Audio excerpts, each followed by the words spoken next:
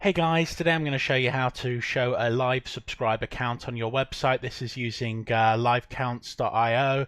So first of all, what we're going to want to do is we're going to want to make sure that we're in the code section because we're going to be using an iframe code. So let's begin. So we're going to start by writing out iframe.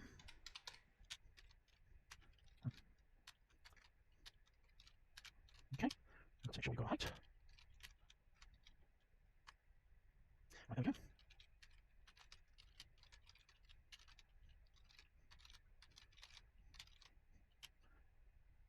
We're just going to quickly grab our channel ID from here.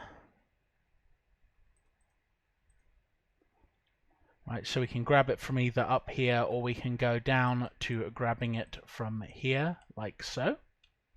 So we're going to copy that. And we're going to go with.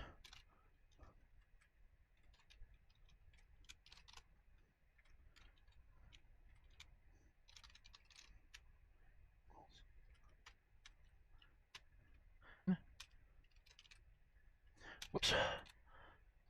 Now we're going to try it out. There we go.